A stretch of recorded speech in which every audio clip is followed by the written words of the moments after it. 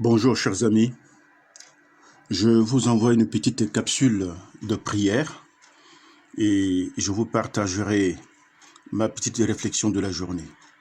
Écoutez ce chant.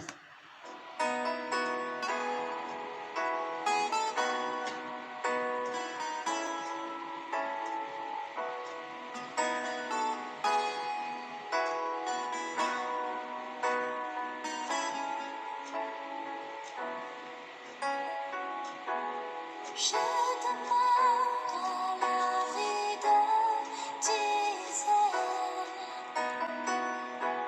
Je me repose auprès de toi.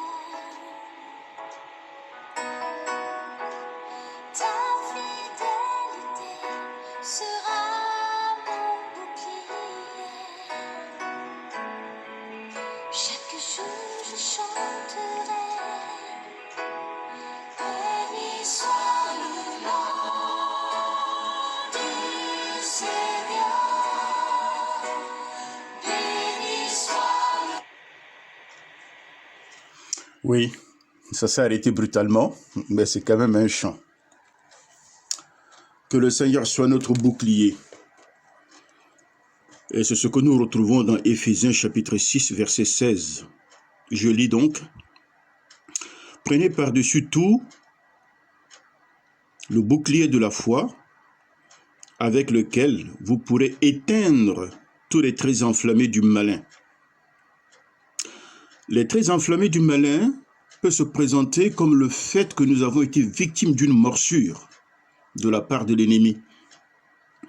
Dans le livre de Nombre, lorsque suite à des murmures, les enfants d'Israël se sont retrouvés punis parce que Dieu a lâché des serpents dans le désert pour les mordre, il avait donné un ordre à Moïse d'élever un serpent d'airain afin que celui qui porte le regard sur le serpent d'airain puisse être guéri, y compris Moïse. Mais je reviendrai sur ça lors d'une prédication. Qu'est-ce que cela veut dire, ce texte que nous venons de lire? Le Seigneur donne au bouclier de la foi une place prépondérante. Le bouclier doit protéger notre être tout entier, surtout au niveau du cœur. La vie spirituelle se fait avec le cœur.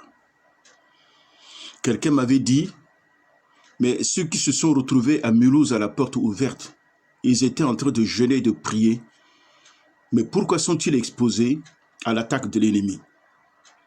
Je voudrais simplement dire, sans être un juge, mais il ne suffit pas de prier, il ne suffit pas de jeûner.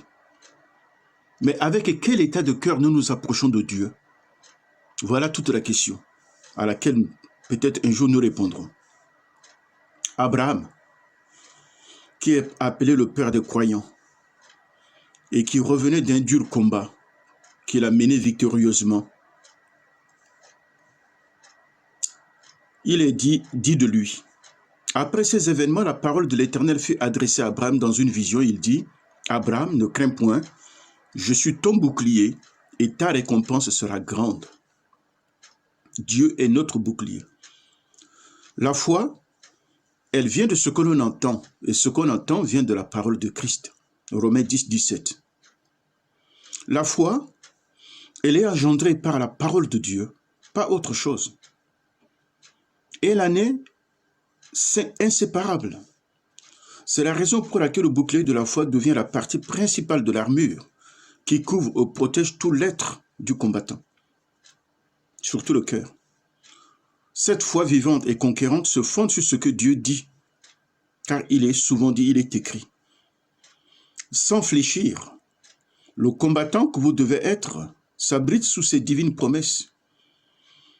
Le combattant que vous devez être invoque dans la prière et demande la grâce de Dieu sans cesse pour éteindre les traits enflammés du malin, afin que ceux-ci ne nous atteignent pas mortellement. Peut-être l'ennemi peut nous atteindre, comme dit dans le Psaume chapitre 34, verset 19, que le mal peut atteindre le juste, mais le Seigneur l'en délivre toujours. Nous lisons dans le livre de Hébreux chapitre 11, verset 34, au sujet de la foi. Je cite, « C'est par la foi qu'il nos prédécesseurs atteignirent la puissance du feu, éteignirent la puissance du feu. Et le feu vient toujours parfois de la part de l'ennemi. Parfois dans notre vie, tout est bousculé. L'ennemi semble nous attaquer de tous les côtés. Nos pensées.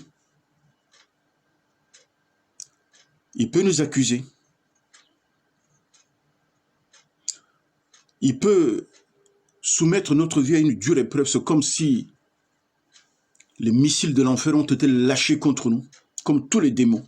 Tout semble aller de travers. Mais par le bouclier de la foi, nous pouvons éteindre tous les traits enflammés du malin. Sans le bouclier de la foi, nous sommes à découvert. Mais le soldat de Christ s'en couvre sur le champ de bataille. Et les flèches de Satan s'y émoussent et tombent. Voyez-vous, dans une des grands classiques de La Belle au bois dormant, lorsque la sorcière veut lui envoyer des malédictions se transforment en pétales de fleurs. Et si nous avons le bouclier de la foi, les malédictions de la part de l'ennemi se transforment en une victoire pour nous. C'est ainsi que les promesses de la parole de Dieu deviennent une puissance personnelle. Le combattant qui fait cette expérience en est encouragé à poursuivre la course. Il est désormais à l'abri des traits enflammés, d'où qu'ils viennent, et fort dans le Seigneur, son Dieu, et dans la puissance de sa force conquérante, il continue à lutter, mais à lutter sans relâche, en apprenant toujours à mieux manier son bouclier de la foi et en ayant conscience que sa position est dans le lieu élevé. Nous sommes plus que vainqueurs par celui qui nous a aimés. Romains chapitre 8, verset 37. Voilà, votre petite capsule, vitamine C, qu'il vous donne la force de marcher avec le Seigneur, affectueusement au nom de Christ. Amen.